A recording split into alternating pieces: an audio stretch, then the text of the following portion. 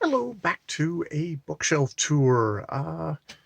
Here we get into the thing where I think I moved about 4 years ago from Up Island down to Victoria, and I did a massive clean out. And I wonder at that time if I just cleaned out books that I'd read and I left books that I hadn't read yet, because I've got like here with my Evelyn Waugh, I have read Scoop, Brideshead Revisited, Decline and Fall, and really enjoyed. I think all of those books.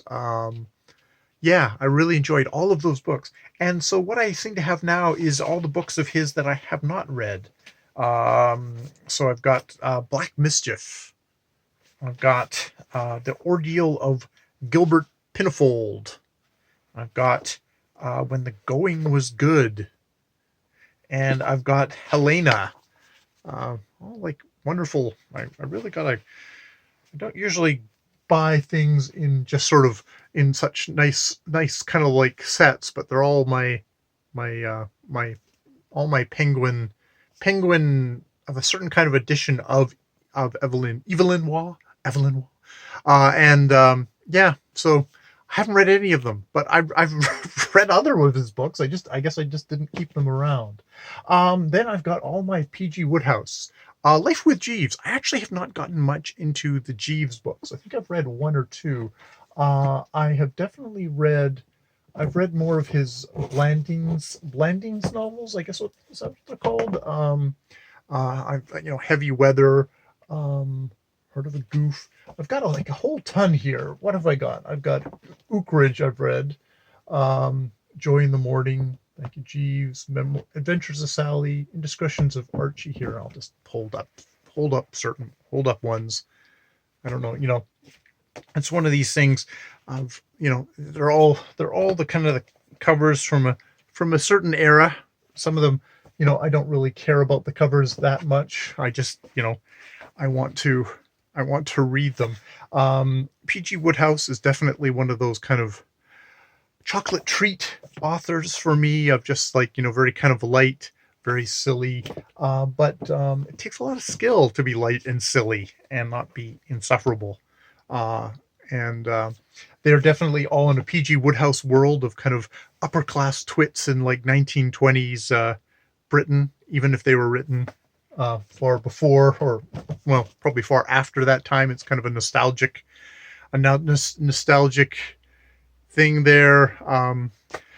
Very much, really probably influenced, as a stylist, probably really influenced someone like Douglas Adams, of just kind of very kind of, there's a certain kind of a light, but very precise, very kind of clean prose, um, and just sort of sense of humor as well, which I've always really enjoyed. Um, James Wood, How Fiction Works, which is an interesting book to read. Read this and then read, I think, his novel, which I found rather very Woodsian. It's like, oh, okay, this is the kind of book you would like to write. Maybe this is why you as a critic, while you have very many interesting things to say, is not someone who just quite jives with me, of like how he does stuff. Wood is among the few contemporary writers of great consequence. Reading Wood, no matter the book under review, provides enormous pleasure. His prose is once buoyant, momentous, his judgment swift with imperial grace. Which, yes, if you're into Swift with Imperial Grace, I guess I was when it was on sale. Uh, I guess I held on to it. Speaking of, if we're going to get into all our prose stylists here, I've got E.B. White, Charlotte's Web, which is obviously it's a childhood favorite. You know, anyone who's a fan of Babe is going to also be a fan of Charlotte's Web, stuff like that. I've got a little bit of Oscar Wilde here. The Picture of Dorian Gray, which is, since I'm not as much into plays, I have to say this is probably one of my favorite Oscar Wilde works. Very, it's a thin book, but it is very dense. Um, Somewhere around, I have Huntsman's Against Nature, where you can see the very much the influence of that book on this book, and the whole aesthetics movement.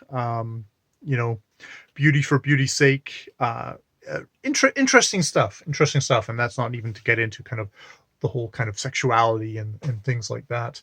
I've got my Patrick O'Brien, the Aubrey, what are they called? The Aubrey Maturin Adventures, which are seafaring adventures. If you've seen the movie Master and Commander, I think it's Master and Commander Edge of the World. I think that combines a bunch of the things. It's a really, really, really well made movie with Russell Crowe and the other dude whose name I should remember. I only remember as him as Chaucer striding naked into the screen at the opening things of A Knight's Tale.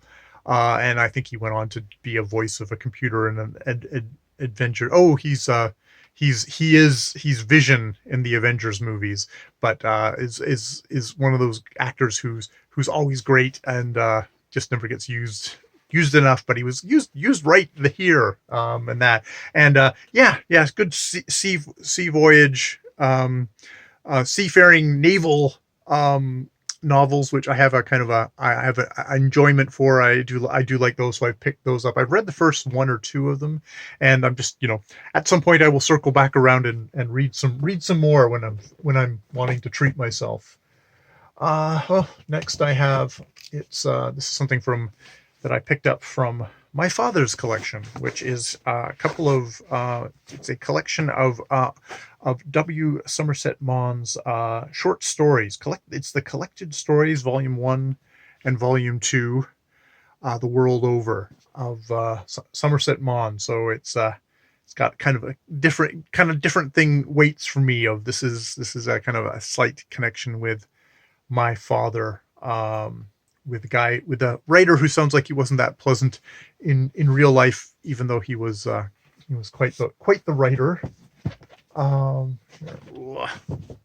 I've got the complete stories of Flannery O'Connor, which sometimes I kind of regret getting completes of anything, because sometimes I find having gigantic bricks of works puts me off actually reading them. I think maybe somewhere else I've just got her A Good Man Is Hard to Find collection of stories, which is more enjoyable. This probably has us in here. If it's the complete stories, that will be in here. But this will also probably have stuff at the beginning of her career, which maybe you should skip. But I have a tendency to start at the beginning of books anyways, which is probably a mistake. Though Flannery O'Connor is one of those great Southern American short story writers, very, very hard nosed, in that kind of artistic, all-seeing sort of way.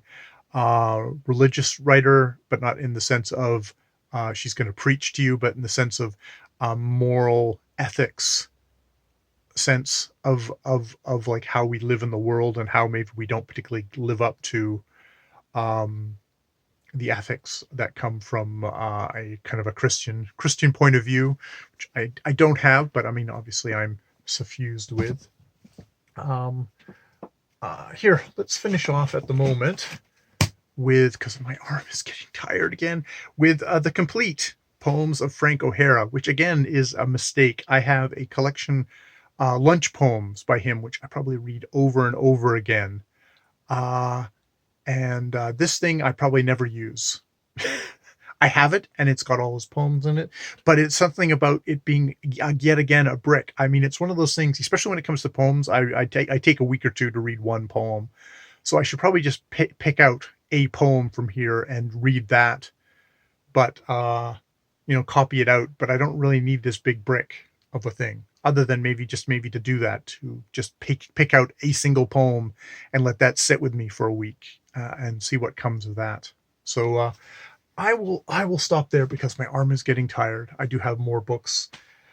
Do have more books there. Not that many, but I think I will just fade if I continue. So yes, let's stop here.